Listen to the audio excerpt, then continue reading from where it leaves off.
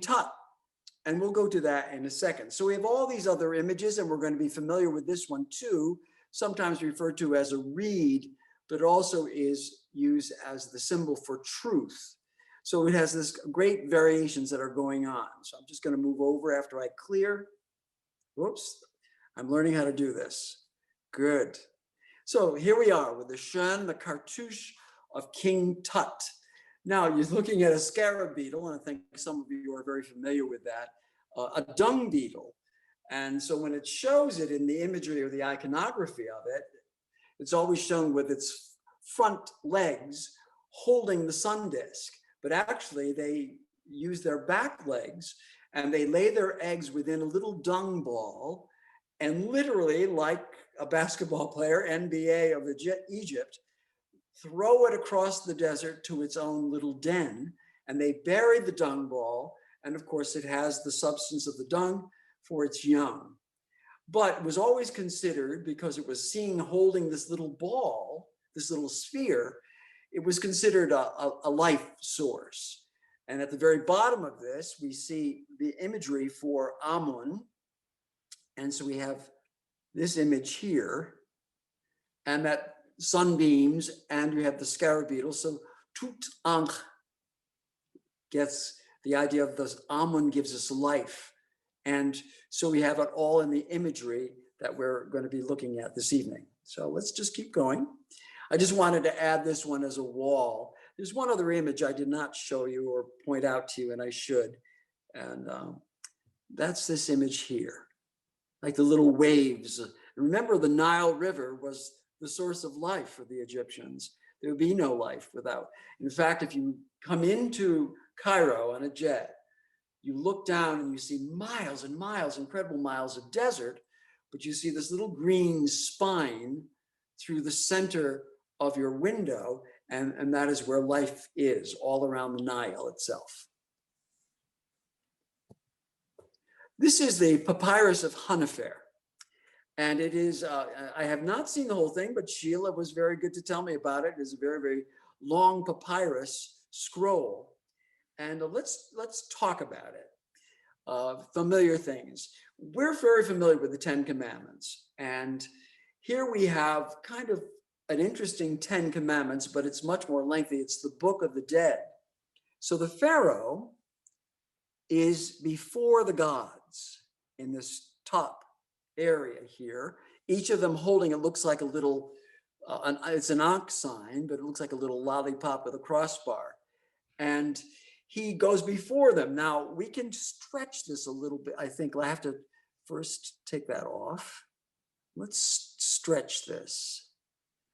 If you look at the Pharaoh at the top of the screen on your left-hand corner, notice how his thumbs are. And that is because the thumb was the sign of power for the Egyptians. But if you try to do that with your own hand, it won't work. Your own hands won't work that way.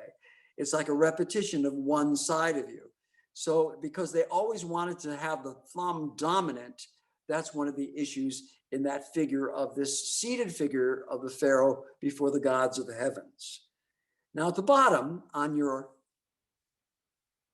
left-hand side, Anubis, the jackal-headed god, with an Ankh, a life sign in his hand, holding the hand of the Pharaoh, who is now going to protest his innocence. And in the Book of the Dead, it would be very different from our 10 Commandments in that you would say, I have never defrauded anyone.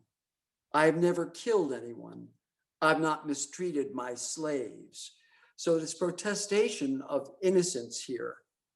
And the jackal-headed god, of course, because they would see wild dogs in the desert, so they began to make this association that Anubis, or jackal-headed god, it was the god of the burial places. So we go right into the center of the screen here. And this is something that is familiar to some of you. And right in this scales, of course, we have the scales of truth.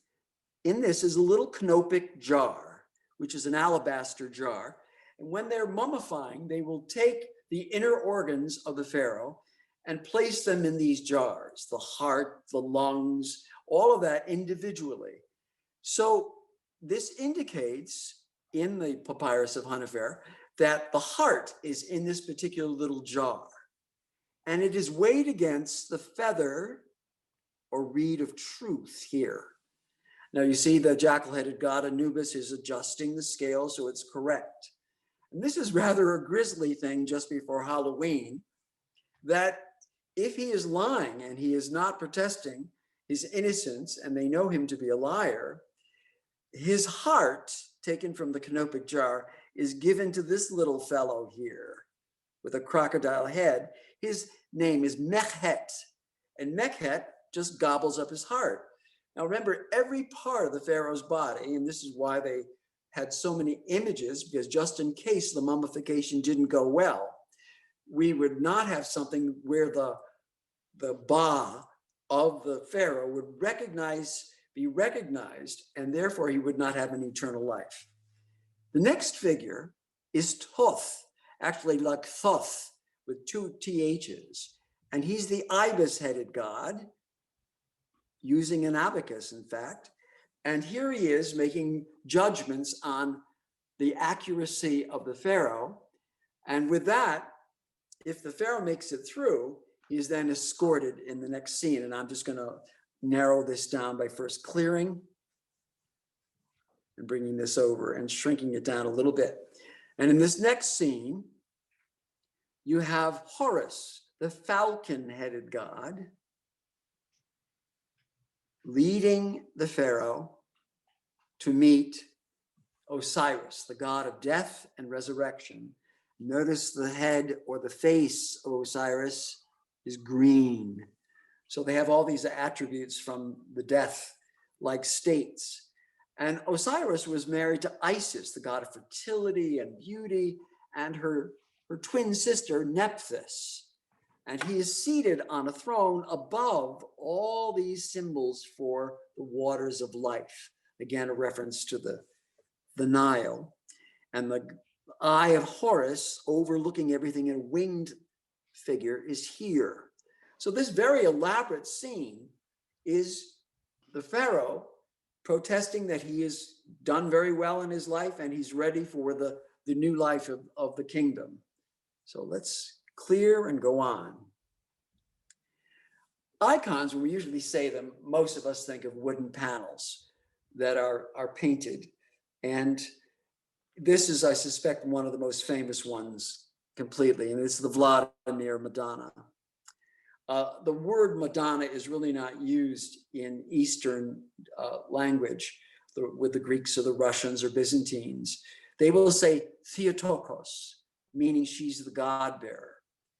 So in Vladimir, and that was where the icon ended up actually in the Russian city, she's really a Greek icon from the 1100s. And I just want you to pay attention to it for a second. The style is called Eleusa, which means the child to her cheek. She's quite beautiful. She has beautiful almond eyes, but there's some features that we should know as we begin to look at what iconography really is in this particular time of 1,000 years of the Byzantine period or empire. So let's look up first here to this fragment because it's really suffered over the years. And this is a mu, and it would look like an MP for the row. A Mara for Mary, Mother of God. She's also marked with a triangle for the symbol of the Trinity. So there's a star here, a star here. Well, we don't need another star. We have the star, and that is the child Jesus. But now I'd ask you, without having your sound on, we can talk about this later, so you can mark it on a piece of paper if you wish. The child, does he look like an infant? He's really the God man, isn't he? So he's got a very beautiful little face, and we'll see that close up. So Mara Theou is here, and she's holding the birthing of the God man. She's in a Mapphorian, very much like the style of anyone you would see in an Islamic or Muslim country, where they can bring a side panel over and cover their faces. And very, very traditional imagery there. I'm going to move over to the next visual. Now here, I want just to mark this for you. In iconography, you always identify the figures, so there's no one wondering. So in this close-up you see how much the face of this icon has suffered, and it probably was in an oclad, and we'll look at that in a moment. But the child looking tenderly up to his mother, you can see his hand inside of the robe, kind of just trying to distract her and squeeze her and hug her. She, however, is looking very much at us. And most, I think, interpretation in all of this is that, we'll go back to this, her hand is beckoning us to know the importance of this child. And she's holding the child close, but she knows the reality, and she knows the reality of death and what it means to get resurrection as a gift.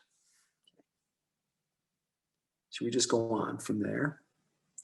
This is an oclad, and it became a style or very popular as an ornamentation that happened in the 18th and 19th centuries. So you would get the features of the face and the hands, and in this case, you get the little figure of Jesus. We'll take a look at this because we're going to see it again. This is this little bottom of his foot. And that's very important because it's the reference to Moses, take off your sandals, for this is holy ground. So there's all these hidden elements that are in an icon, even in one covered with a silver oclad, this wonderful elaboration. I do have my own prejudice. I love to see the real icon instead of all the elaboration on the outside, but it has its own purpose and its own history. We're going to say on this theme, the very familiar story of Abraham and Sarah in the desert. They're at an oasis at the terebinth of Mamre, we usually say, the oak tree. And actually, you can see trees here or there in Egypt. They're quite few and far between, but there are some magnificent trees that you can see. And they're at an oasis, and all of a sudden, there are three visitors. Remember the story? Abraham says, "Sirs, come out of the heat." Now, it shows Sarah serving the meal, but actually, she couldn't be seen by any other men. Very much like going to Saudi Arabia. The women will celebrate individually, and they will not be with the men. So it was Abraham who really served the meal. But you have the three angelic visitors. It's showing in. You see the table all very much set, and the housing on both. Remember, Sarah was in her own little tent and could not be seen. She made the rolls or the bread for the event, and Abraham instructed the servant to get the fatted calf. We're going to move on from there, but I just wanted you to see the whole scene. And here's another view of it, because there's another individual here. And this is the servant who gets the fatted calf and takes the lifeblood. And of course, remember, that was a life source thing. Has been very much historic throughout all of Judaism, and certainly the classical civilizations that we look at in school or in school. But I don't want to spend a lot of time in general. We're just going to move right on. Now, this blurry picture, please bear with it. I just want to give you a sense of scale. This is the Tretyakov Gallery in Moscow. And the iconostasis is in the background. I'll mark it again. And to the right is the Trinity icon by Andrei Rublev. And we're going to concentrate on that. But let's just look at it for a second. This is quite a beautiful icon screen that you have there. And these three figures with the Pantocrator, the face of Jesus as the all-ruler, and multiple geometric kind of figures that are surrounding him. And the figure of Mother Mary here, and John the Baptist here. And this is called the deosis, the actually looking for mercy, that they're interceding with the Creator, the Pantocrator, to be merciful to the people of the earth. And again, another view of where the placement of the Trinity icon by Rublev was originally. It's now in been moved to the Metropolitan Church or chapel, and that was insisted by the Russian Orthodox community. One more view of it in its casing. I'm going to show you a friend of mine in 1976 went to Moscow, and she gave a pair of jeans to the guard in order to get, of course, the jeans were the great means of money in those days. And she just wanted to have herself taken as a picture so you can see the scale of it near her. All right, now let's look at the icon itself. Abraham and Sarah have disappeared completely. And we have a whole series of things that are going on here. Their focus is toward this angel. And in the traditional explanation, that is the Father angel. In the center, the Christ figure, whose hand is over a chalice or a liturgical cup. And so there is behind him the terebinth at Mamre. We'll see this again and again, but it causes an axis. Because this is our place right here in this table. This is our place at the table with the Trinity. We're invited into the intimacy of their conversation. This is the Spirit angel here, the Father angel, you know, and Christ angel in the center, the Son angel. Now, I'm going to remove that for a second and go back to show you there's lots of things going on. The perspective is you. Even the idea of these like scepters that they're holding are coming down where you would be. And this is your place to pull up your chair into this presence. So there's a circularity that goes on here, but there's also something that is, let's just trace this for a second. Now you might find this a bit, excuse my poor little wiggly figure. Yeah, I should have practiced on this one. There we go. So you're really getting an octagon, if you don't mind my bad drawing here. And the octagon is encompassing, and it's important to remember that we always talk about the 7 days of creation. In the idea of iconography, the octagon is important because it's the 8th day of creation. You say, wait a minute, have we adjusted the scriptures here? Well, we have from the book of Genesis. For Christ's return will recreate the world in harmony and beauty, and everything that has not been achieved will then be achieved. So we're going to move from here and look at the individual figures for a second.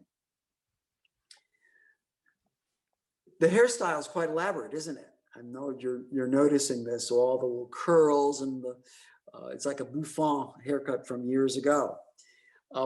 By the way, before I forget, we're going to go back to this. Notice the hand of Christ here over the chalice is his duality. So you have the idea of the God-man. So he has two parts of him that they're celebrating in the two fingers. Many times you'll see a bishop holding his fingers in two and blessing as he will go up and down an aisle. I love the way the treatment of the Father is done here, that it's this gorgeous diaphanous, you can see the blue underneath coming through, and it's often referred to as Rublev blue because of the layers of the approach to the colors as they're applied to the buffed panel. And I didn't mention that they're gessoed, so that you have a marble dust that is applied, and then it is buffed until it's brilliant white and smooth, and then color is applied, and you get the light coming through.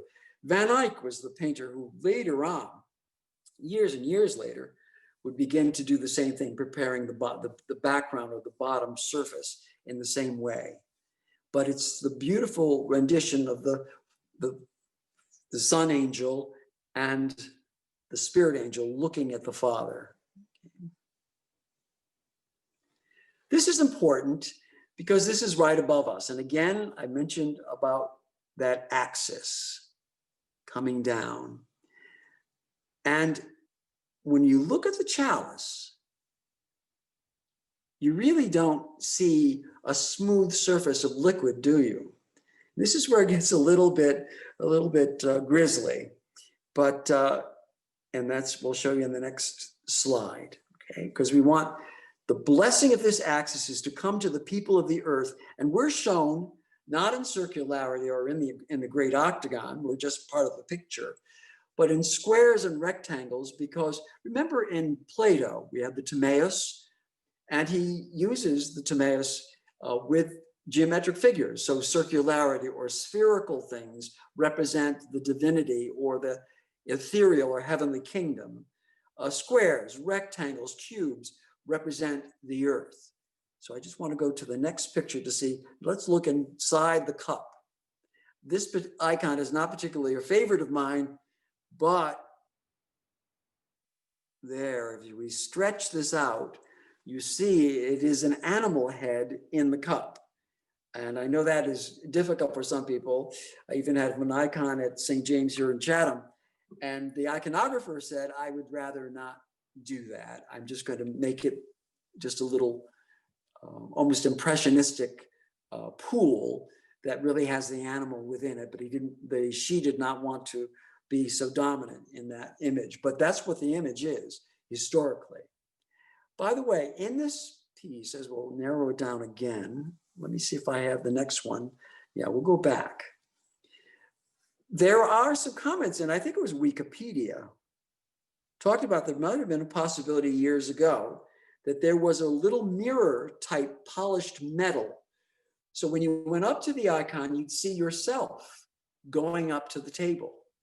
Now, there isn't a lot of commentary on that in the Eastern representations and that discussion, but I thought it was fascinating that not only is it the geometrics, but it could have been a reflective surface that would show us going up to be part of the conversation of God. Moving on. I like this face as the aquiline nose, the small lips, very much part of the tradition. Words do not need to be spoken. They do it with their eyes. But you can see in the eyes of the Father Angel kind of a tired quality, but a loving quality as there's a gaze between the Son and the Spirit and the Father Angel. Looking at the rosy cheeks of the Sun Angel here. The colors are traditional, and we'll go back to that in a minute, but the image again moves us to the Spirit Angel. And I want you to know that in the commentaries by Paul Evdokimov, a Russian writer, he says this is the Spirit Angel and it is the feminine or femininity of God. So if you were to go to the Zohar and the Book of Life in the Kabbalah or the Kabbalah, you'd find references like Hesed and other words that refer to the presence of God in the feminine. And here we begin to see, notice colors. So you get that blue of fidelity, you get the green here, all this green for life itself, the blue of fidelity. Now let's look at the whole thing. Gold for divinity, blue for that loyalty and commitment. This kind of brown red is the idea of chesed in Hebrew, and it is the idea of this flaming heart, this burning heart of love, loving kindness of our God, and another feminine aspect in the Zohar and the Kabbalah. So we see the green, we see the blue, we see lovely elements. And this little figure we haven't talked about, the dwelling place of God, and it's fascinating. I want you to know, for everything I'm saying, if you read Paul Evdokimov, he will reverse this whole thing and say, this is the Father God, this is the Son, the Spirit stays as the Spirit, and the Father looks to his Son to shed his blood, his very life, and bring salvation to the earth. When I did that in a Russian monastery as just a suggestion of another theory based on a medal that was found that identified the figures in that way, The whole community of men and women went, no. So we'll stay with the traditional tonight, but have a little sense of humor. Geometry. Well, we looked at the octagon, but look at the circle that you see here. This is from Sendler's book, Egon Sendler's book, with triangles, circularity, multiples of geometry. And remember, they really believed that the earth was done so perfectly by God, that there is a sacred geometry about everything. And it is celebrated in the icon itself. Now, I think it's a little elementary, my dear Watson, but I liked it. I found it online to give us reminders of that geometric pattern. So again, the Trinity represented as triangle. But this is something, again, is not in the same position as Sendler, but the idea of multiple circles, the circularity, and the all the way through that bring us into the circle of God.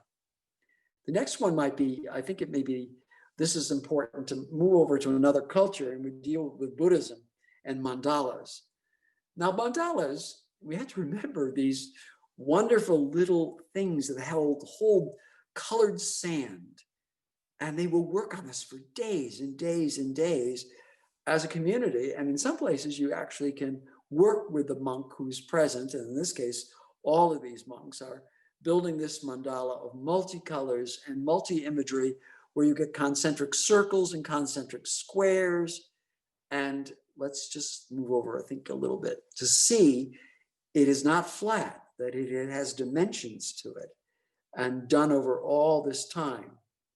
I'm going to move to Java, to Indonesia, Borobudur, the temple of Buddha. And it is covered with all this imagery, and we don't have time to show you everything, but you go in this step pyramid and you can walk around seeing the life of Buddha, and you ascend, ascend, ascend. Excuse me for slipping there.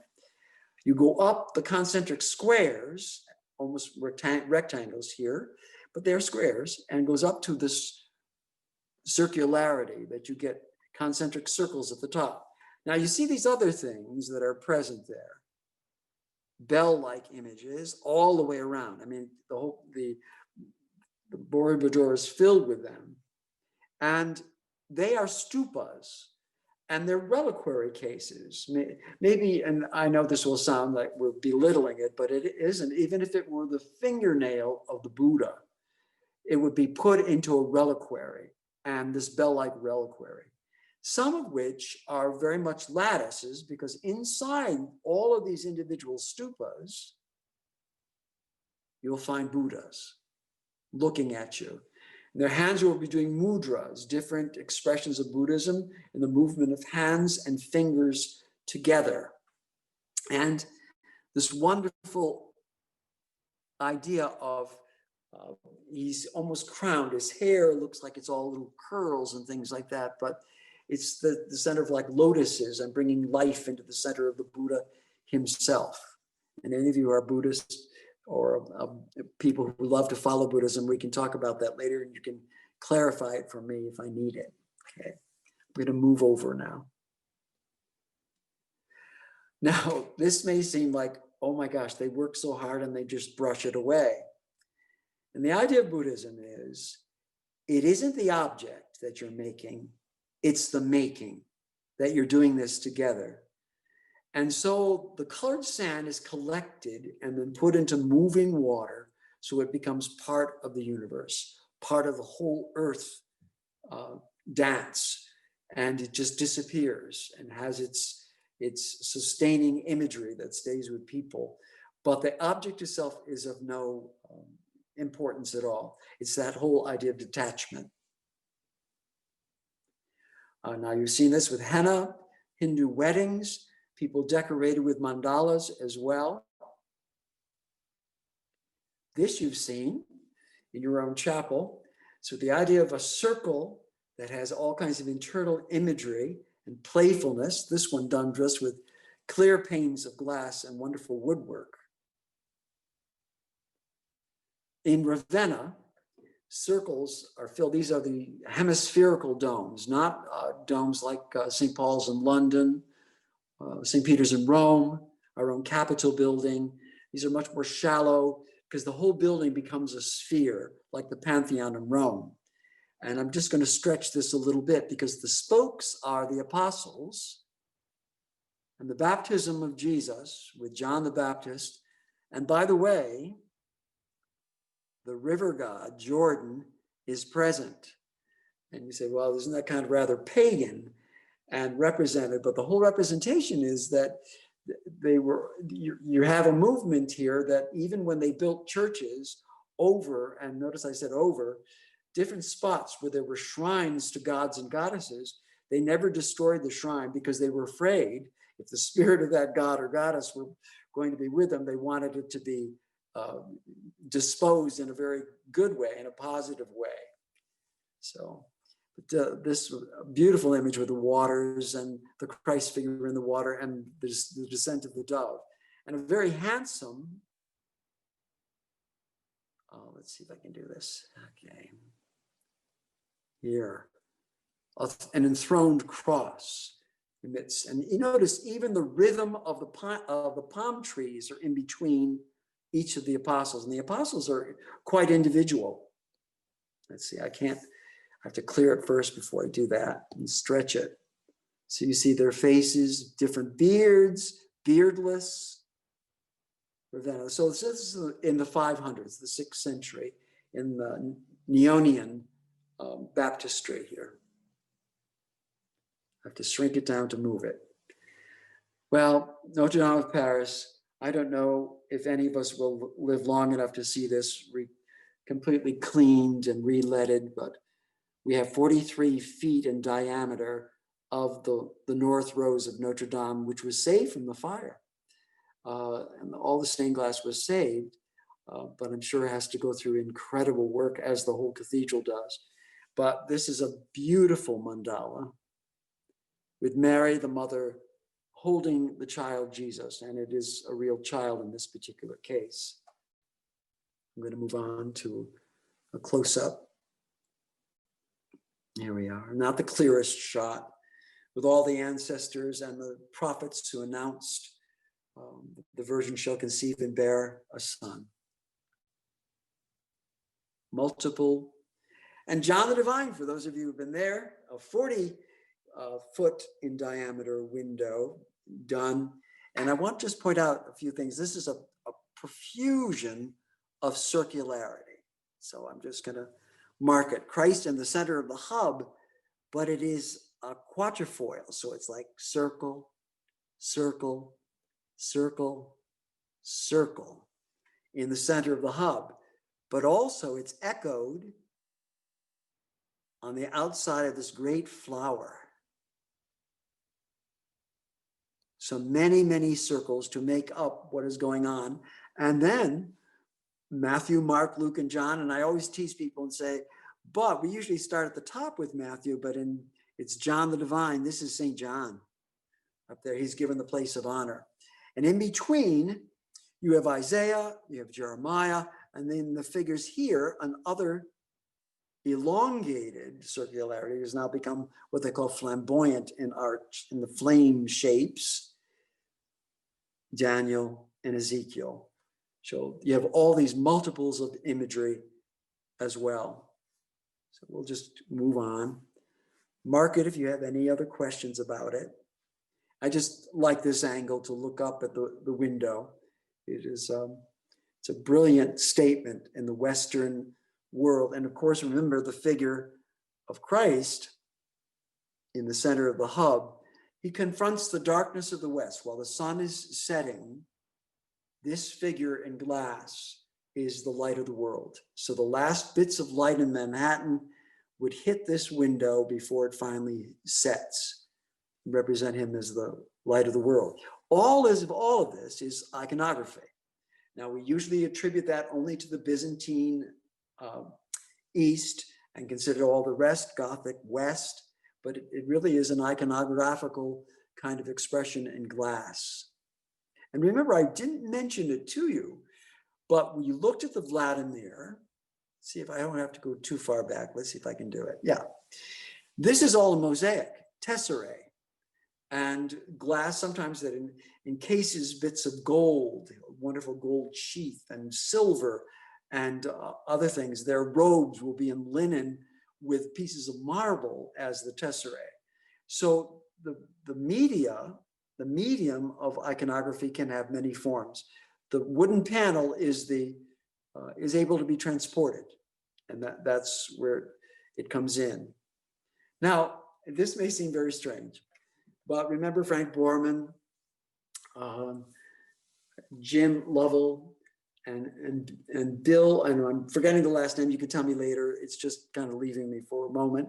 1968, in that year that was so demanding, they circumnavigated the moon, and they were sent up on December the 21st. And when they came up, the Earth was rising. And they took these shots that have become iconic for all of us. And I just want to show you different views of it. I'm not sure if some of these haven't been in some way clarified. There are other years where, because of volcanic action or just our own pollution, that the beautiful blue marble is not as represented. But you see the wonderful movement here with North America. Let's just make sure that let's see, here we go.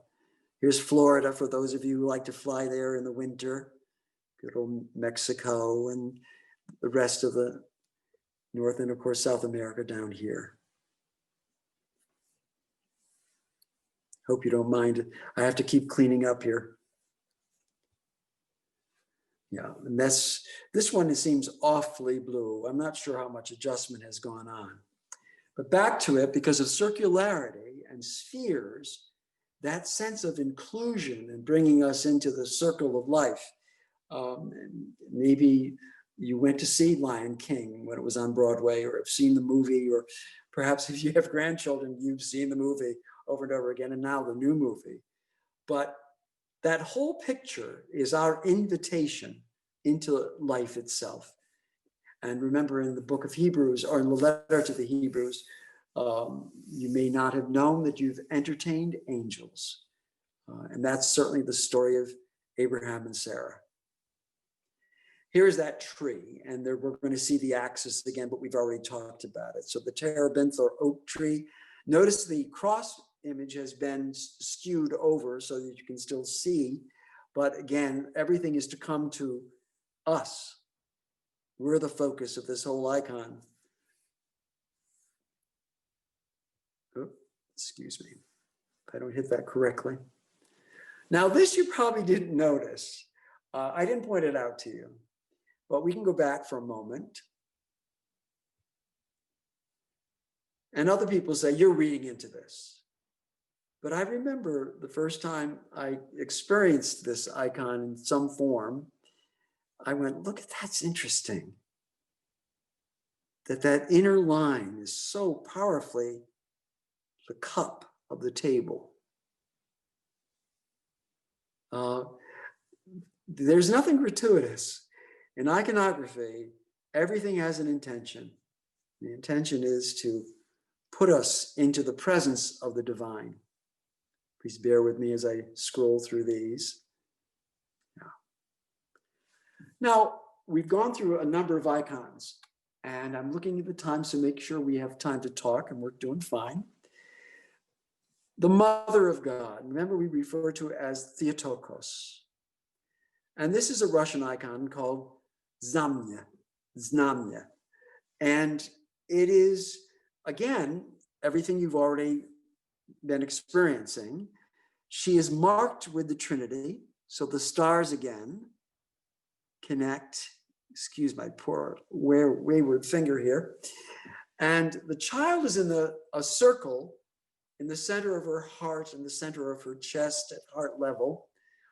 Sometimes they're larger and they embrace the womb as well. And she's in an oran's position, opening her hands, her arms and hands. And this was an ancient, we would say pagan, but raising your arms to the gods and goddesses. and that was taken over. I'm going to take this away for a second. Let's just open this up a little bit. Notice in his hand a scroll. So it's the idea of the Torah scroll. And you can see the icon has suffered tremendously and a lot has been lost. But it still has a lovely sense of presence. And we're going to move from there. Now we have a series. This is called Our Lady of the Sign. And we're going to go to another one once I shrink it. This one a bit more elaborate. Znamie is again here in Greek, the word, meaning Our Lady of the Sign. And what is the sign? Well, it's Isaiah. A sign shall be given to you, and a virgin shall give birth to a child, a son. So you take it from Isaiah, and this becomes a whole style of iconography based in Our Lady. She doesn't hold the child's within her, in her heart. And again, another image. We'll stretch it out with a scroll. And this will become a common theme as we move through a little bit. This one I want to concentrate on, but we have done this and looked at the stars and the triangularity, and of course the multiple seraph and cherubic wings. Her name, Mara Theou, Mary of God, in Greek abbreviation. I can't, until I clear it, I can't move it. I'm going to stretch it out a little bit for you. So again, much clearer, but here we have, and we can now mark it, Ha-on in Greek, the being. Again, a reference to the burning bush, to Moses' experience. I am who am. I am the one who calls all things into being. So again, it's a Pantocrator approach. The ruler of all is seen in Christ's face and presence as you would see it in the Father. But again, marked here in his nimbus halo, a nimbus meaning there's also a cross shape in the circularity of the halo.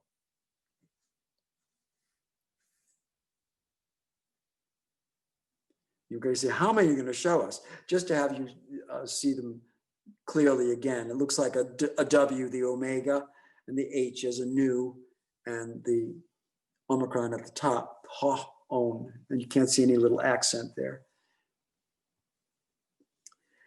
Now this perhaps, Our Lady of the Sign, comes from Mark Dukes. Usually we don't know the iconographer. They're not allowed to sign their names. This one is unsigned. It was at the Cathedral of St. John the Divine for months and months and months. And it is now at Trinity Church, Wall Street. Some familiar things, but let's look at the obvious things. First of all, Our Lady here, and this one is called the Ferguson Mother of God by Mark Dukes, an Episcopal deacon. You have the identifications going on.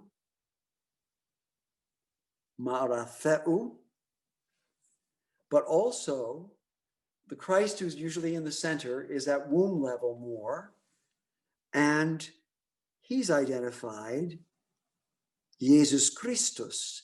Now it looks like there's a little, I'll clear this for a second so I can show you and stretch it. So you have the iota in Greek and like a C image, and that's a Cyrillic S. You have a key like an X and that Cyrillic Jesus Christos. So it's identified, but the jarring part of this, of course, is perhaps not as jarring that you would first of all say, this is an African-American portrayal of Our Lady, but much more that the figure of Christ in the same orans position, in a praying position, is in a gun sight. And again, when we look at these troubled times that we're in, we're coming to the point of realizing the frightening aspects of what Black men teaching their sons have to go through, trying to urge them. Remember Michael Brown, we don't know what the situation was. He was shot and killed, a teenager, That was in 2014. But the idea of is literally, can we wound the individual or can we use another means? This is all in discussion now, and it's very painful for the people in blue, as it is terribly painful for the African American community. But we are awakened to the multiples of circles here. If you look at it, not only the circle of the gun sight, but normally Our Lady of the Sign, Znamya, and the multiple circles that surround her where her name is given, as well as the halo on her head.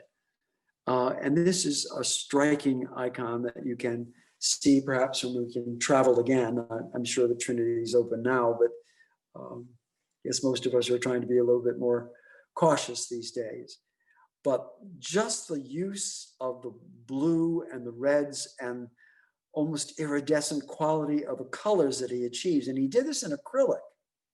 So it's not the usual using egg yolk for these sustainable colors that last for centuries. But you get the medium of acrylic done so carefully that he gives us this magnificent figure of the Ferguson Mother of God, Our Lady of the Sign, shown in something that it becomes a commentary for our times and some frightening images as well. Now in the center again, notice the heart. And of course, this is very much a 19th century thing, the heart of Jesus, very Roman Catholic in its devotions, surrounded with a crown of thorns. So let's go on from here. The typical Jesus of that period, whiter than white, quite Aryan. It's very sweet though. And we grew up with that, a wounded Christ and his heart surrounded with a crown of thorns. And there's a close-up here. And I know this is for some people very grisly, but it's the art that was very emotional for the time period, and certainly people still have them in their homes today. Now, this is from Brother Mickey McGrath, and he has a series of what he calls dark Madonnas. Again, he's an illustrator and does beautiful artwork, and the density of color is quite amazing. So here in the center, you have literally an infant black child in the center of her chest area, her heart area, toward her womb. But she's genuinely a black person. Another one shows us, but this one is quite fascinating. We have this sunburst in the center of her womb. She has a rosary around her neck, attended by angels, and a statement for Black Lives Matter, and beautiful hairstyle. It reminds me of another version of what we saw in the Trinity by Rublev. This one I particularly love, and you can see it's mixed media when you look at literally the center burst in the center of the child and the multiples of the circular geometry that are going on here. So you get all this reflective, like stones and material, or application of color, like a very thick pastiche. But I think that is extremely well done for the style that he's reaching beyond his normal style. This one I put in, it would not be considered necessarily an icon as much as a portrayal of the Pietà and both African-American individuals, and the tenderness, and again, the density of color is I think, marvelous and fascinating. We don't have time to show it tonight. Notice this green line here. And that's the cross. And it was in Chartres Cathedral outside of Paris, about 2 hours, that in the stained glass windows over the main door, the Romanesque period, when there was a fire in 1093, and then the cathedral was rebuilt in a Gothic style. But the cross of Christ is shown as green, and it's a reference to Luke. If they do this in the green wood, what will they do in the dry? And I think we're in a time that's quite scary, I think, in some ways. What will we do in a time when things are really tough? And we have lots of things that we could talk about.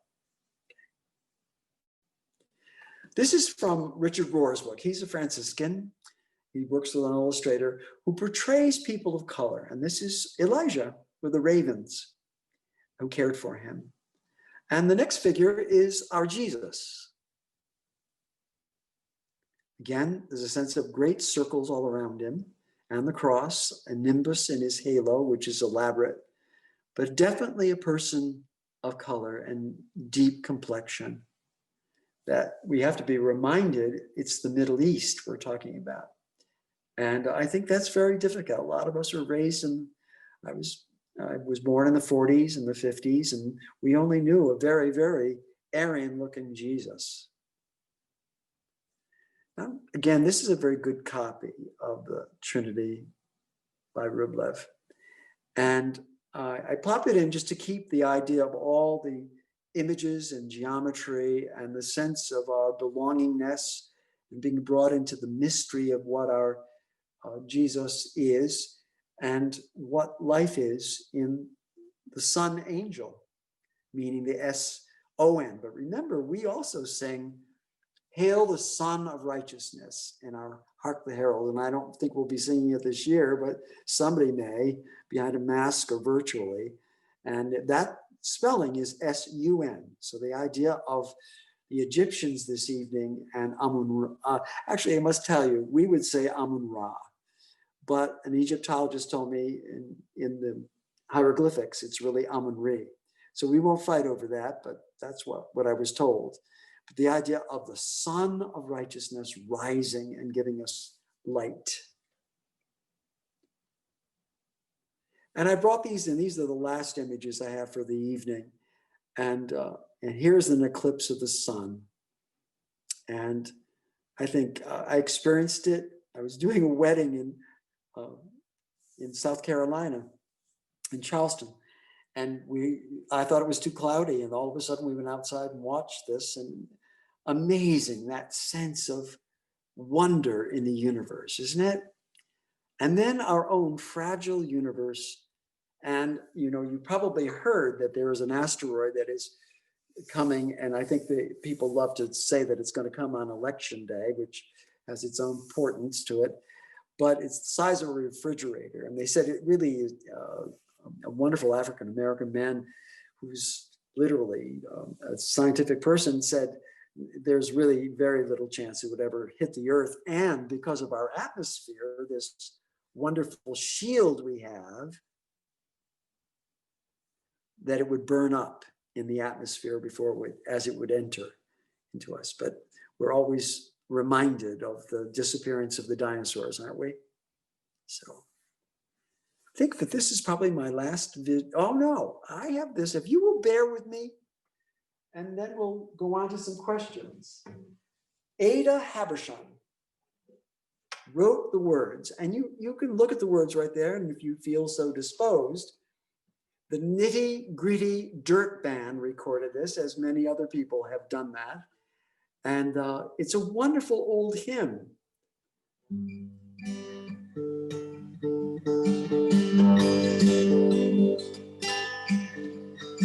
Let's see if I can get myself going here.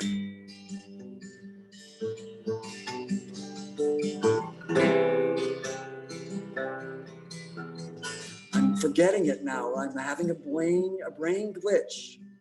Will a circle be unbroken by and by, by and by? Is a better home awaiting in the sky, in the sky? There are loved ones in the glory whose dear forms you often miss. When you close your earthly story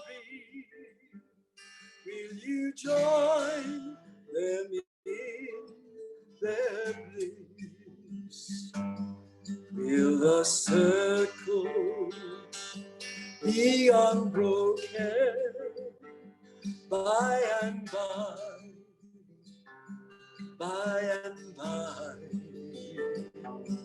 is a better home awaiting in the sky,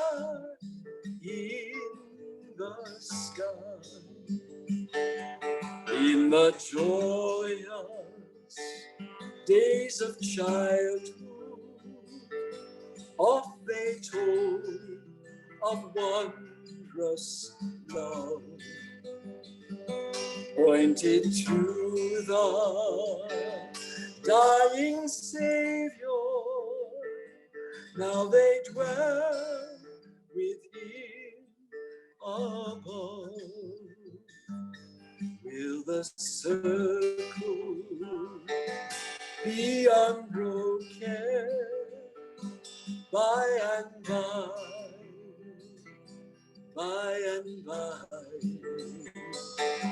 is a better home awaiting in the sky, oh, in the sky.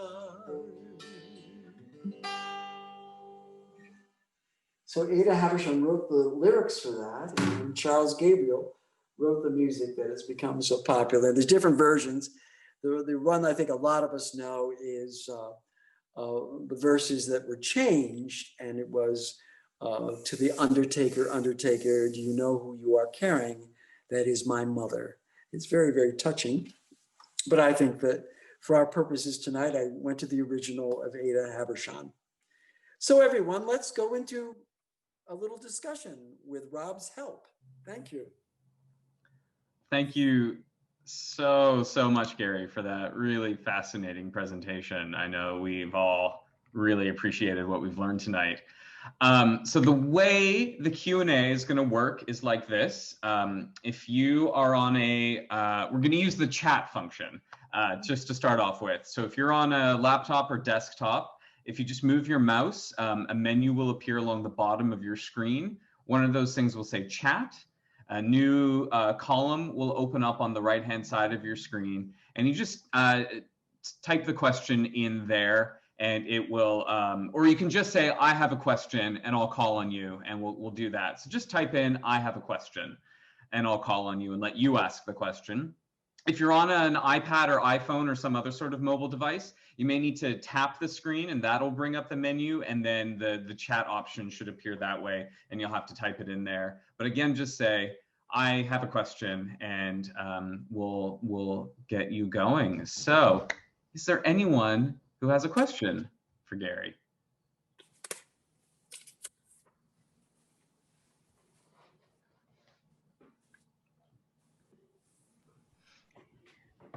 Gary, I want to thank you for the image and the explanation of the window in our chapel, which is, if people are thinking back to it, it's way high up. I love your presentation, and I'm just so fascinated by the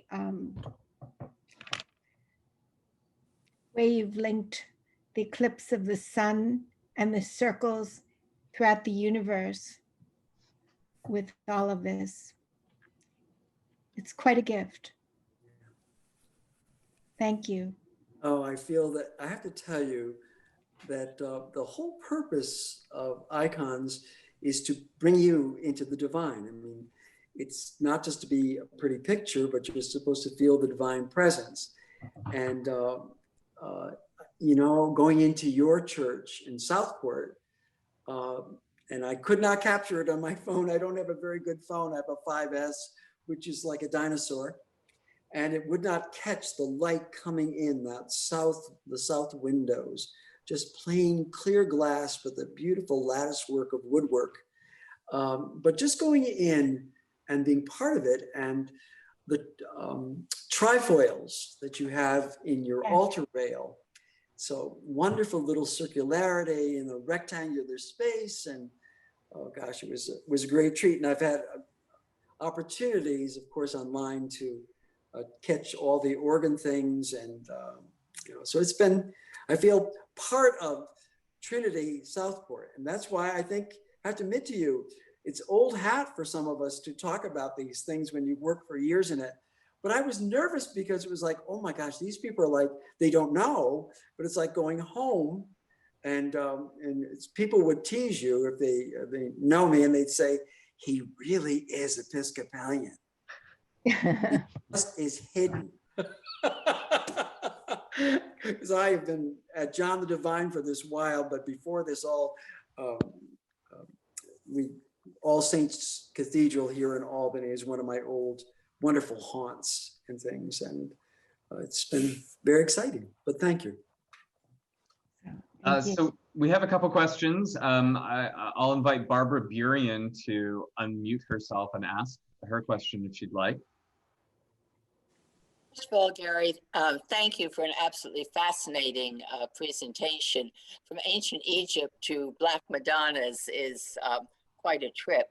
I've often wondered if the artist, or in this case, the iconographer, thinks about the imagery when they are working on the piece, or is this something that we lovers of art and art historians and experts like yourself apply after the fact?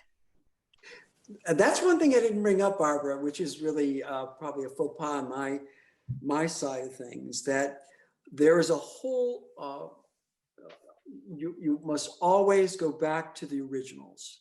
There's that wonderful story legend that St. Luke painted Mary, the mother of Jesus. And you must go back to the prototype. And going back in centuries, not that you copy it, your own skill as an iconographer, as an artist comes out, but you're inspired that the way they portrayed it may be close to what the apostles or Jesus or Mary look like. So the idea that the community is supposed to be praying for the iconographer if they belong to a community or a family or a monastic community, and they are supposed to fast as well as the community, because it's a holy task to dare to portray the divine. So it's, I think of one of my great faves, as we say, is Caravaggio. And he used models, and very much similar models for a lot of things if you go through his paintings. Very different from what an iconographer would do. And of course, that idea of light and dark, and it's so exciting and things, but you have to admit it's very, very earthy in comparison to the world of iconography. Yeah. So I hope I'm answering your question in a kind of a far-fetched way, but the approach is different. And I think I don't like to limit it to iconography, because I've been in front of paintings where I said, this is amazingly spiritual. It's taking me to a place I can go to with religious art. And it isn't religious at all, but it makes you, I'm thinking of the Schalken painting, the woman with the candle. It's in the Pitti Gallery, and she's holding the candle and blocking it somewhat, and she's glowing in the light, and it's a very small little panel, and it's just heavenly. She is soft and beautiful because of the candlelight. A lot of us would say, you should see me in candlelight. That's the better place to see me, rather than the brilliant light of day. And isn't that from Tennessee Williams? Dawn has never, what was that? Dawn has never revealed. So, oh, somebody's got to remember this from Tennessee Williams. So great a light or something. No, it's some reference point. I may get to it in a minute. Maybe my mind will work. So, is that helpful, Barbara? Yes, let me just have a quick follow on. What I was really thinking of, for example, when you would show the triangle of various components of a particular icon, did the artist really think that as he or she was preparing the piece. Oh, good. That's great. I think that, I have to tell you, Jackson Pollock, we thought he just went and took cans of paint on the top of a wharf and threw it onto this huge canvas. But they were very planned and very geometrical, where things were to be. And it is the intention, it is the sacred duty of an iconographer to portray that multiple symbolic imagery. So they do think about it then. Yes, they have to think about it. Yeah. That's all part of it, because one thing I didn't mention to you, and please forgive me, everyone, not only is there a triangle with Mary, the mother of Jesus, with the stars on her shoulders and her forehead, her body is pyramidal. It's a pyramid, the structure of her body. And that's all part of it too. So there's this reaction of all these multiple triangles and circles and squares, and it's amazing that way. Amazing.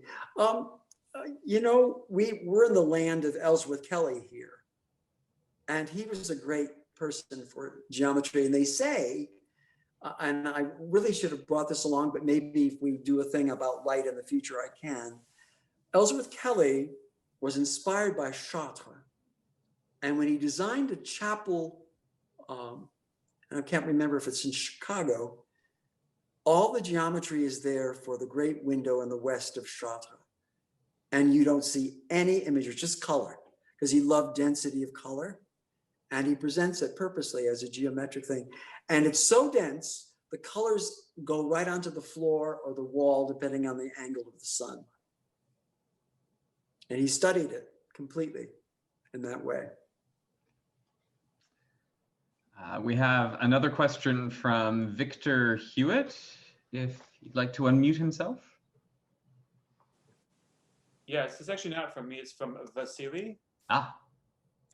I was wondering what the symbolism of the animal in the cup was. Why an animal head and not just blood, like we're usually? Yeah, and that, even the iconographer that worked for us, if you can say she even worked for us, but she did the beautiful icon that we have here in Chatham. It was done because Christ was looked at as the Lamb of God. It's that whole reference point of John the Baptist. Behold the Lamb of God. And so he is the sacrifice animal. His blood has to be shed as the blood of the animal that we saw in the scene with Abraham and Sarah. The servant was sent out to kill the fattened calf. Christ is seen as the sacrifice animal whose blood is shed. And we use that imagery, especially in the book of Revelation. We're washed clean in the blood of the Lamb. And all of us there, 144,000 of every, and it just goes on and on, multiples of the numbers, are standing in white robes. But it's that paradoxical reference point that we're washed clean in blood. It really is grisly. I have to tell, when I talk to people about the temple in Jerusalem, we have to remember they slaughtered hundreds of animals, and it was horrible. But what happened was, and this is an ancient tradition, they then took the flesh and roasted it, and people went home with roasted meat and with bread that was baked. So it's a whole reference point of bringing us, and that's what the Eucharist is. As strange as it is, Vasily, we are brought into the mystery of receiving the Christ. We're receiving that Lamb.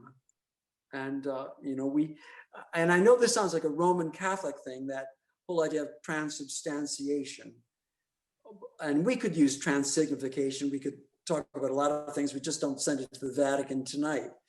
But the idea that through the bread and wine, we are participating in the sacrifice meal, like the blood on the lampposts, on the lintel of the doors. Yeah. So it goes on, but it's all part of that. Yeah. Thank you. Thank you for dealing with it, Vasily. It gets into that territory, and I really despise seeing the animal head in the cup. Yes. And that's because I'm a baby. So am I. Yeah. The reality of it, however, is its tradition. And we can see in the Rublev that it's not a clear line of wine in that cup. It has oxidized over the years and deteriorated and become what we think is a brownish red wine, but really is an animal. Yeah, thank you. According to every scholar, they all go, as can I tease? My last name is Gelfenbien. It's one of those moments I go, oi, oi. Even though it came from a lot of my people, this whole idea of animal sacrifice. You know? Thank you very much. Thank you. Harry Schmitz has a question. Oi. Hey, boy, here we go again. Gary, you're aware of our experiences in the meditation room at Trinity. And we use icons clearly in our hour and plus couple of minutes as part of our meditation. And we're going to spend some time in the future on the gaze, where the icon does indeed gaze at us, and we're invited to return that gaze. Just some comments on the use of icon in prayer. It's not adoration, but there is this spiritual realm that is a long-standing tradition in the entire church from its inception, or at least when icons became part of worship.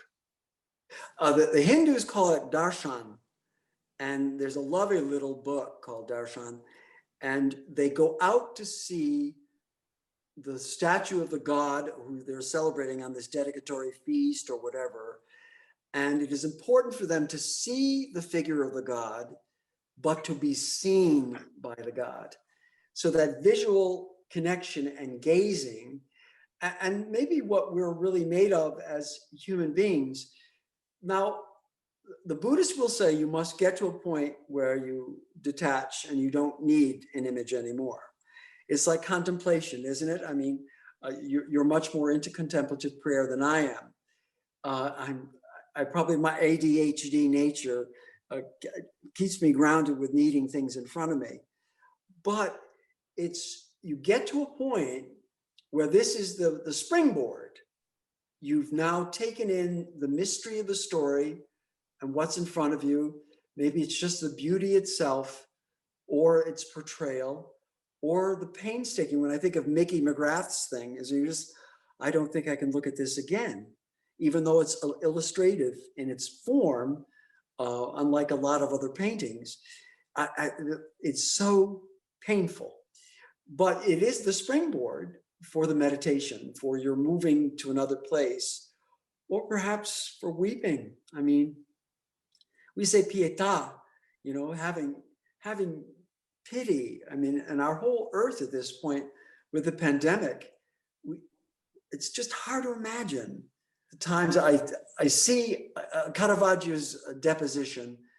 Jesus is taken down from the cross.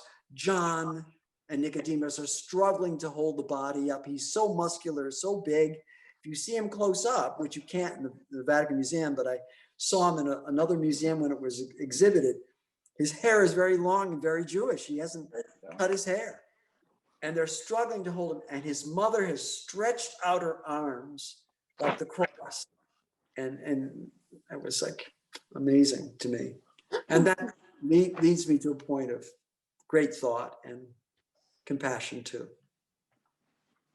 There's probably, Rob, you're keeping tabs, so we should finish at 8:30. I think there's one more question. Is that right? Or I think there's two more. So okay. we'll I'll not be verbose. I'll try not to be verbose. Yeah. Mark Grayson, our junior warden, has a question. Well, actually, Harry asked it. So I was just trying to get to how you sit alongside an icon and absorb it, pray with it. And so I really don't have, I mean, the other observation I know just from my own experience is that somehow these images come alive, and it's a curious thing that every time it's different, but I don't know whether you have any thoughts about that. I have to tell you quite sincerely that it depends on my mood. But most of the time, and you might think that I would go cerebrally to this event, but I don't. the brain cells go, enough already. And I am there. And just and I don't sit there and as I do sometimes looking for brush strokes and all that kind of stuff. It's like, no, I can't do that. I just look at the figure and maybe just a part of it. And I just love it. I love it. So, and I let it, go ahead. No, just to add to it, Mark, we will be spending time in the meditation room. And for those who are not familiar, let me make that pitch if you wish to join us Sunday night and soon Tuesday night for just an hour. And we're doing a lot of different approaches, but there are two people who are willing to do this whole thing on icon use in meditation. And we'll be spending some time doing that. It needs to be developed. So Rob, back to you. I want to be mindful of everyone's time. Muted. Lastly, I think Sheila had something she wanted to say.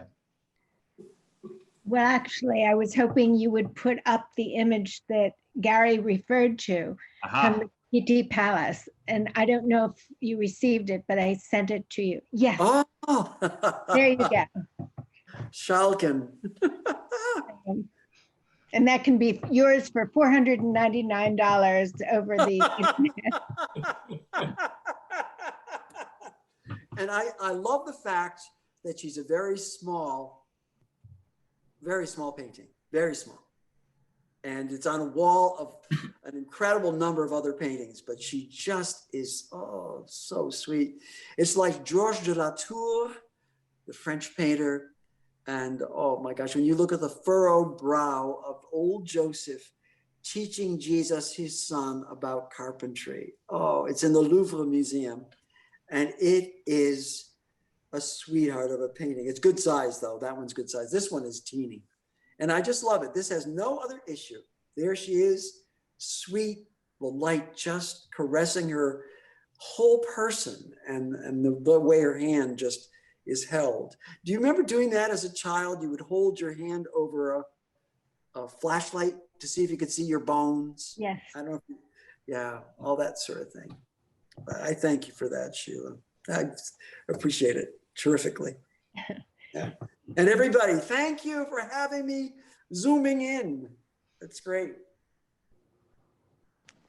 Gary, you just are such a treasure, and I cannot thank you enough for each of us.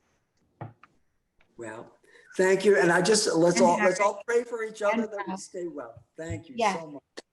Okay. God bless you all. Thank you. Okay. Have a nice day. Thank you so much, Gary. Have a great night. Well, thank you for keeping us together technically. I do what I can. Thank you, Great. Thank you all.